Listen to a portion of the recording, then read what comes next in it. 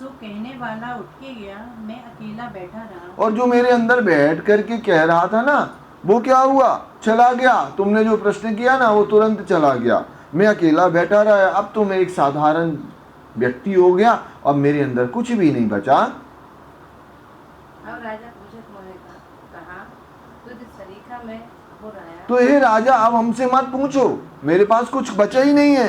तुम सरीखा में हो रहा। मैं जैसे तुम एक आम राजा हो ना, वैसे ही मैं एक आम जोगी बन गया। जो कहने वाला था वो चला गया। तब परीक्षित चरण पकड़ के कहे, स्वामी ये दास जिन अंग में रहे। तब परीक्षित चरण पकड़ के गए। राजा परीक्षित ने तुरंत चरणों में प्रणाम किया सुखदेव मुनि को। स्वामी ये दास जिन अंग में रहे। ये जो मेरी हमारे 2-3 दिन बाद क्या है, कौन से उन्होंने श्राप दिया था, मामी बताएंगी? तक्षक नाग। तो कौन सी ऋषि ने दिया था इन्हें श्राप? श्रृंगी ऋषि। कौन? श्रृंगी ऋषि। ठीक है ना। तो महामती श्री प्रेरणा जी कह रहे हैं, क्योंकि भागवत बहुत अच्छी आती है मामी से, कई बार सुनी उन्होंने। तो यहाँ महामती श्री प्रेरणा जी क्या कह रहे हैं कि अब जो कहने वाले थे वो नहीं रहा। अब मैं साधारण आदमी हो गया, तुम राजा हो गए। मुनि जी मैं बहुत दुख पाऊं, ये दास जिन लिए जाऊं। मुनि जी मैं बहुत दुख पाऊं। मुनि जी अगर मेरे दिल की दाज पूरी नहीं करोगे, 2 दिन बाद मेरा राम नाम सत्य होने वाला है, तो मैं ये दाज लेकर के ही मरूंगा कि मैं रास की लीला का वर्णन नहीं सुन सका। तो ये दाज जिन लिए जाऊं, इनको मैं दाज जिन लिए जाऊं, मैं ये दाज लेकर के नहीं जाना चाहता। तब भागे जोश कही पंचाध्यायी, रास वर्णन न हुआ किनकाई। तब भागे जोश कही पंचाध्यायी। अब इनके अंदर कुछ भी जोश नहीं रहा। किनके अंदर? सुखदेव मुनि के अंदर। उन्होंने होश में ही पंचाध्याय का वर्णन किया। रास वर्णन ना हुआ तिनताई। और जो क्या था, अखंड रास था, उसका वर्णन वो नहीं कर पाए। कौन? सुखदेव मुनि। आगे क्या हुआ? ना तो पंचाध्यायी क्यों कहे सुकून, रासलीला अखंड वर्णन। नहीं तो 5 अध्याय में इतनी बड़ी लीला का वर्णन कर दिया पंचाध्यायी। इससे ज्यादा तो हमारे धामधनी ने कितने 900 कुछ चौपाई है रासवाणी में हमारी। तो कैसे प्रेरणा जी ने एक एक आंकड़ी को खोल के बता दिया। तो ना तो 5 अध्याय क्यों कहे सुकमुन, 5 अध्याय में नहीं कह सकते थे, इसके तो बहुत बड़े अध्याय हो जाते। रासलीला अखंड वर्णन। और कौन सा वर्णन करना था? योग माया में रासलीला का अखंड जो लीला हुई है उसका वर्णन ये 5 अध्याय में नहीं सिमट सकता। और ये लीला के अद्बीच रहे। और इन लीला के अद्बीच में 11वां स्कंद और 12वें स्कंद का भी वर्णन कर दिया। किन्होंने? सुखदेव मुनि ने। जिनके दिल में ना वो अखंड योग माया की लीला अगर वो दिख जाती और समझ आ जाती ना, तो उनके मुख में कोई शब्द ही नहीं होते बोलने लायक, वही रुक जाते, वो आगे वर्णन कर ही नहीं पाते। और उन्होंने कैसे 11वां और 12वां स्कंद का भी वर्णन किया। ये रासलीला को छोड़ के सुख, अगर उन्हें वो जोश के द्वारा वो लीला का सुख मिलता होता जो उन्हें मिल रहा था, क्षणिक मिला जो। और राजा ने, परीक्षित ने क्या किया? प्रश्न कर दिया। तो ये रासलीला को छोड़ के सुख आधा लोकाना निक्षे मुख। तो वो इस अखंड आनंद की लीला को छोड़ के आधा शब्द भी बोलने में सामर्थ्य नहीं होते। अगर वो प्रेम और आनंद की लीला को अगर देख लेते। पर ये कहवाए धनी के जोश, लेकिन वो जो वर्णन किया उन्होंने वो धनी के जोश से कर रहे थे। सो उतर गया वचन के रोष। और वो जोश कैसे चला गया? जब उन्होंने प्रश्न कर दिया कि इतनी सारी सखियों के बीच में एक पुरुष क्या कर रहा है, क्या करे अधबीच में लिया। और कैसे वो अधबीच में ही वो प्रश्न कर दिया, अखंड सुख पूरा कहने न दिया। जो अखंड सुख उन्हें प्राप्त हो रहा था प्रफुल्लता के साथ में, और उनके दिल में बड़ी अभिलाषा थी कि मैं ये रास लीला का वर्णन कर दूं। लेकिन वो क्या हुआ, वो दिल में अधूरा के अधूरा रह गया और वो सुख का वर्णन नहीं कर पाए। दोष नहीं राजा कोई, इनकी गलती नहीं है। हम सोचे राजा परीक्षित की गलती है, तो उनकी गलती नहीं है। क्यों नहीं है? ब्रह्मषष्ठी बिना न पहुंचे थे। तो ब्रह्मंगनाओं के अलावा उस प्रेम आनंद की लीला का वर्णन कोई कर ही नहीं सकता। केवल पात्रता किनके अंदर है? ब्रह्मंगनाओं के अंदर है ब्रह्म की लीला का वर्णन करने का। जाको जाना बैकुंठवास। अब ये राजा परीक्षित कहाँ का था? बैकुंठवासी था। और उसके आत्मा को कहाँ जाना था? बैकुंठ जाना था। सो क्यों सहे अखंड प्रकाश। तो अखंड रास लीला का आनंद वो कैसे सहन कर सकता था, सहन ही नहीं कर सकता था। तो पार दरवाजे मूंदे रहे, इसीलिए वो अखंड क्या योग माया की लीला का जो आनंद था वो मूंदे माने दुनिया में प्रकट नहीं हो सका। हद के संगे खोलने ना दिए। अब ये राजा परीक्षित कौन थे? हद के प्राणी थे। तो इनके चक्र में वो योग माया की लीला का जो प्रेम आनंद की चल रही है उसका वर्णन नहीं होने दिया। अब सुख जी की खेती का उमान महामती श्री प्राणनाथ जी कहते हैं मैं सुखदेव मुनि का कितना वर्णन करें। सार काटने ग्रह पुराण उन्होंने सार कर निकालने के लिए उन्होंने क्या किया, सारे धर्म शास्त्रों का सार निकाल करके श्रीमद् भागवत में वर्णन कर दिया, जो पुराण एक पुराण भागवत भी कहलाती है। और सारे धर्म शास्त्रों का सार भागवत, और उनका भी सबका सार क्या है? रास वाणी है, मतलब रास की लीला है। ये जो श्री इंद्रावती मुख हुआ प्रकाश, जो कैसे 28वें कलयुग में श्री इंद्रावती जी के मुखारबिंद से रास लीला का वर्णन या रास लीला का प्रकाश ये झूठी जिमी में काल माया में हो सका। तो महामती जी कहती हैं अब मैं वो रास का सार आपके सामने प्रत्यक्ष वर्णन करता हूँ, जो तारतम वचन है निर्धार। जो रास का सार काय में है? तारतम वाणी के अंदर आया हुआ है, और तारतम वाणी में सारे रास की लीला का वर्णन किया गया। तारतम सार जागनी विचार, तारतम का सार ही क्या है? आत्मा की जागृति होना।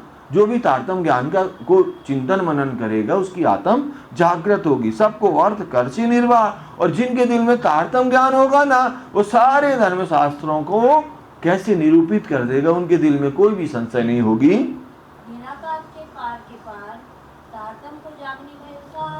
अब ये जब तारतम ज्ञान हमारे अंदर आ गया तो ये निराकार ब्रह्म से भी परे, अविनाशी मंडल से भी परे, अक्षर और अक्षर से भी परे अक्षरातीत धाम की लीला का पूर्ण वर्णन करती है। क्या? श्री मुखवाणी, जिनको हम तारतम वाणी कहते हैं। तारतम को जागनी भयो सार, और तारतम की ब्रह्मवाणी से क्या होगी? दुनिया में सबकी आत्मा जागृति होगी और उनको सबको एक ब्रह्म की सुध मिलेगी। और जो अक्षर के पार, अक्षर ब्रह्म के आगे जो अक्षरातीत रहते हैं परम धाम में, धाम के आमे सब चरित्र, और परम धाम में जो 25 पक्षों में राज्य प्रेम आनंद की लीला करते हैं, वो काय में है? श्री मुखवाणी में महामती श्री प्राणनाथ जी ने वर्णन किया।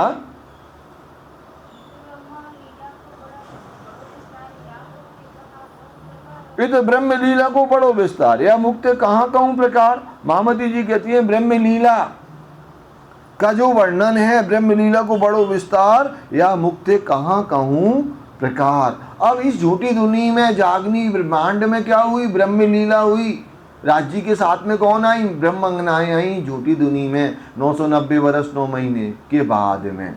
तो इत ब्रह्म लीला को बड़ो विस्तार, ब्रह्म की लीला का बहुत बड़ा या मुक्ते कहाँ कहूँ प्रकार में अपनी झूठी जुबान से वो ब्रह्म की लीला का कितना वर्णन करूं। ये तारतम को बड़ो जास, ये ब्रह्म वाणी जो तारतम ज्ञान आया है इसका बहुत बड़ा प्रकाश है। और क्या है? धनी आए के क्यों प्रकाश, और खुद धनी ये ब्रह्मवाणी लेकर के आए और अंधकार से उन्होंने, ब्रह्म ने क्या किया? हमारे धनी ने प्रकाश की ओर हमारी सुध लगा दी। अब हमें हद से परे बेहद और बेहद से परे परम धाम की पूर्ण लीला की पहचान हो गई तारतम वाणी के द्वारा। तो ऐसे ब्रह्मवाणी में इतनी सामर्थ्यता है कि किसी के भी दिल में संशय नहीं रहेगा। ये उजाला त्रिलोकी में हो, और इस ब्रह्मवाणी का जो प्रकाश है ना तीनों लोक में होगा। कहाँ? पृथ्वी लोक, स्वर्ग लोक और वैकुंठ लोक में, तीनों लोकों में इसका प्रकाश होगा। प्रकट वही परात्मा। अब जो धनी के चरण कमल में परात्म हमारी विराजमान है, वो तारतम ज्ञान के द्वारा यहाँ क्या हो गई? प्रकट हो गई। तो सो सबको साथ देवे आत्मा। तो कैसे हुई? तारतम्य वाणी के द्वारा हमें मालूम चला ना कि हमारा असल स्वरूप कहाँ बैठा, धनी के चरण कमल में बैठा। और वो ही चाहना के लिए हम झूठे खेल में ब्रज रास और इस जागनी के ब्रह्मांड में आए। तो ये बात की साक्षी हमारी आत्मा भी दे रही है तारतम्य वाणी के सामर्थ्य से।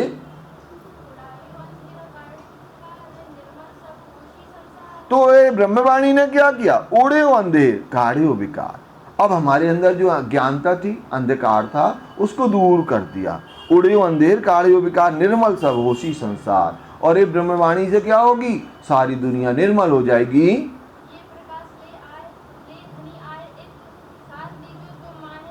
ये प्रकाश ले आए धनी आए।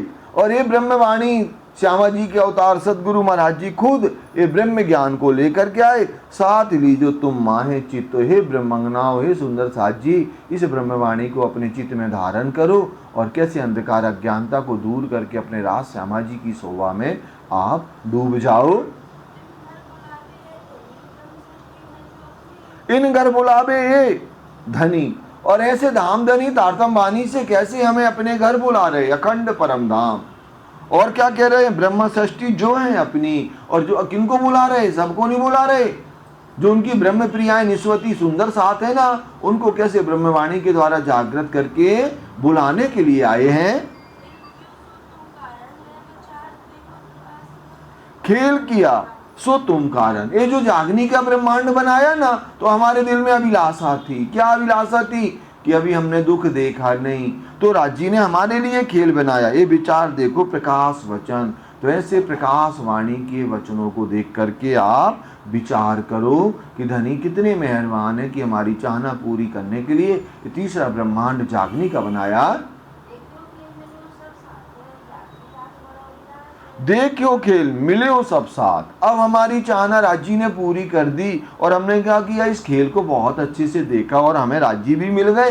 तो तारतम्य वाणी के द्वारा हमारे सुंदर साथ भी हमें मिल गए। जागनी रास बड़ो विलास। और ये जागनी रास है ना, इसका बहुत ही आनंद है कि आप यहाँ बैठे बैठे ब्रज के रास के परम धाम के और जागनी के सुख आप ले रहे हैं। और फिर कैसे जब पूरा ब्रह्मांड एक ब्रह्म एक परमात्मा को जानने लगेगा, सबको सत्य की पहचान हो जाएगी, तो खेलते हंसते चले वतन। खेलते हंसते हुए हम कैसे अपने घर जाएंगे और धनी साथ सब होए प्रसन्न। और हमारे साथ में धनी होंगे और कैसे सब प्रसन्न होंगे। और ब्रह्मवाणी के द्वारा तारतम्य वाणी के द्वारा क्या होगा? इतनी बैठे घर जागे दाम। यहाँ बैठे बैठे हम अपने घर में जागृत हो जाते और रास श्यामा जी की शोभा और रास श्यामा जी जो हमें अनंत सुख लज्जत देते हैं, वो लज्जत हमें यहाँ महसूस करते। कैसे? तारतम्य वाणी के द्वारा पूर्ण मनोरथ हुए सब काम। और हमारी मनोकामना राज्य ने कैसे पूर्ण कर दी? उड़ो अज्ञान सबों खुली नजर। अब जो हम ब्रह्मंगना है, हम भी दुनिया की तरह चींटी की कतार की तरह आग पानी पत्थर की पूजा अर्चना भक्ति कर रहे थे। अब क्या हुआ? वो अज्ञानता दूर हो गई, हमारे अंतर चक्षु खुल गए तारतम्य वाणी के द्वारा। उठ बैठे सब घर के घर। और अब हमारी सुरता कहाँ हो गई? घर के घर में, मतलब मूल मिलावा में। अब हम घर के घर में पहुंच गए। हंसी न रहे पकड़ी, धनी ने जो साथ पर करी। और धनी ने हंसी के लिए खेल बनाया। और खेल में जाकर के जब हम जाएंगे ना परम धाम में, तो एक दूसरे के जो हमने यहाँ पर माया के विकारों में लग करके धनी को बुलाया ना, उन बातों को लेकर के खूब हंसी होगी, पकड़ी नहीं रहेगी। मतलब इतना ही आनंद का खेल होगा। धनी ने जो साथ पर करी, जो धनी ने सुंदर साथ के ऊपर ये हंसी का खेल किया है। हंसते ताली देकर उठे। और कैसे हम प्रफुल्लित होकर के हंसते हंसते एक पल में वहां पर जागृत हो जाएंगे। धनी श्री महामती साथ एकटे। और हमारे साथ में कौन है? धनी है, श्री महामती जी सभी साथ में एकत्रित होकर के हम जागृत होंगे। कहाँ पर? अखंड परम धाम में। तो अभी हम जो कहते हैं ना कि क्या उनकी आत्मा राज्य के चरण कमल में जाग गई, कहीं नहीं जागने वाली। वो कहाँ जागेगी? गुम्मट जी में ही जागेगी। और गुम्मट जी में जब हम एकत्रित हो जाएंगे, फिर कहाँ पहुँचेंगे? परम धाम पहुँचेंगे। क्योंकि ब्रज से रास में गए, रास से परम धाम गए, फिर इधर आ गए, फिर कहाँ जाएंगे? ना ब्रज में ना राज में, अब कहाँ जाएंगे? परम धाम जाएंगे। इस चौपाई को दोहरा लेंगे। धनी श्री मामती साथ एक ठे, हासी न रहे पकड़ी, धनिये जो साथ पर करी, हंसते देकर उठे, धनी श्री मामती।